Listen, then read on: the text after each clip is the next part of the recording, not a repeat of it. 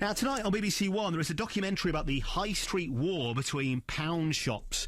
One company that's featured is called Poundworld, and it was founded right here in West Yorkshire on a market stall, believe it or not, a Wakefield market. Since then, the little lad who helped his parents to run it grew up and grew their business. Now, 200 plus shops across the UK, and what with the recession, their business is now booming.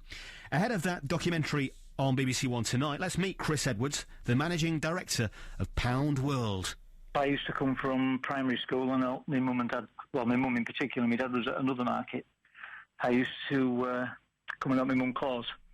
Not every day of the week, probably 3 days a week I think it was at the time. So it progressed from there. When I left school, I started straight on the market and eventually took over the market when I was probably about 19, 20 I think, and progressed ever since. From the market to one shop, two shops, and it's led to where we are now. And did you have an agenda when you were growing up in your teenage years, thinking that one day that stall's going to be mine and I'm going to make this out of it? I think I had an agenda that one day I'm going to have a shop, a town centre shop. I don't think I ever had an agenda that I was going to end up with 200 plus, but I certainly always thought if I got off the market I could at least stay warm in the winter. Yeah, I was going to ask you about that, because the stalls would have been cold during the winter, and presumably you'd see the shops that were near the market and you'd think, I want one of those, because they're nice and warm, and also presumably doing a bit more business than the stalls. Yeah, that was always the intention, but it's like anybody in business will tell you, to earn the first few £1,000s to begin with to get you started is always the hardest, when your pockets are empty. It's an hard task to get up to X amount of pounds to be able to get your funding for your first shop. Well, getting the funding for your first shop, how difficult was that for you? Fortunately, it wasn't that difficult. The shop that I was looking for, or which I eventually took as our very first shop, and that was in 1975, was directly opposite NatWest Bank, who I did my personal banking with. And I just called in and he said, how much do you want? And I'll never forget the figure. It was £2,500 to do a new shop front. So he lent me the 2,500. He said, what are you going to do for the stock? I said, I've got credit facility for stock, that's not a problem. And that started in 1975. Oh, how the times have changed. You wouldn't get that now, would you? No, for definite. But it's a little bit tougher. So you got your first shop and it was all going fine, presumably. Profits each time you did, end of day till receipts and all that kind of thing, and you were doing very well. When did the chance of a second shop present itself? Well, what I haven't mentioned so far, within the fortnight of opening the first store, my brother was helping me and he decided to stay. So my brother became my partner basically within 48 hours of opening the first store, simply because I realised I couldn't manage it, because I didn't actually give the market stall up. I carried on working on the market myself. And how we ended up with the second store was, within a couple of 3 years, my brother was in Bradford actually looking for his wedding suit, and he came back and said that he'd seen a fantastic shop on the high street that was empty and we should go and have a look at it. Eventually we ended up taking that one.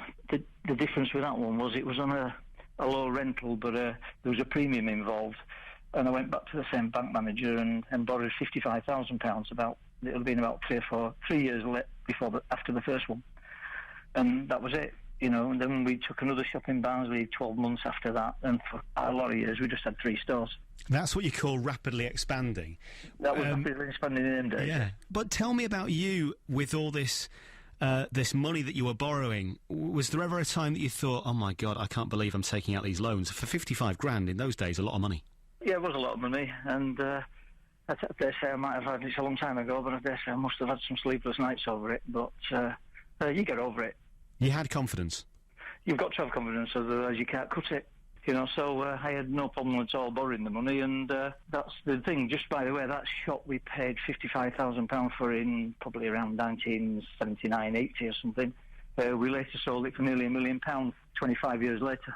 Gosh, so that was a good investment in its own way, I suppose. We operated it for 25 years and then still made a very substantial profit. Well, and then some. Well done you. So fast forward now, where is Poundworld right now in the grand scheme of things? Well, Poundworld at the moment, we're operating 207 stores from the Lecter and Brest. The highest one up the country is in Inverness, and the lowest one in the country, I think, is several shops all. I don't know which is the farthest away, but they're all in the London suburbs, and we've got half a dozen shops in Ireland. So we've got we've got plenty of shops in the North East. Altogether, it's on 207. And I guess it's doing so well at the moment with being a pound shop, and people are strapped for cash at the moment with the recession and so on. Actually, they're flourishing. Pound shops are flourishing, especially we're flourishing, and we have a couple of competitors that are also doing very well. And I think people say, what's the success? It's just fantastic value. Nothing no airs and graces with it, it's just fantastic value. And how much do you get stuck in to each store, or do you just sit back now and count the cash? Well, there's no sitting back. No. I'm working hard every single day, but I don't visit too many stores. Now we have area managers and regional managers, and while I do visit shops no more than 2 or 3 times a week to different shops, I don't get to all the shops, obviously, because they're too far away, and somebody's got to keep looking after the financial and the warehouse function. All right, on the rare occasion, then, that you do get a 5-minute break to sit back and survey your empire, if you like, what do you see? How does it feel? How does it feel? I still see a massive overdraft. I see 4,000 plus staff waiting for the wages. I see landlords waiting for the rent, and I see a major commitment that I know that I've got to be on it 24/7, so I can keep everybody happy with it. You don't really see the financial side yet, do I? I'm not underpaid, but I'm certainly not overpaid.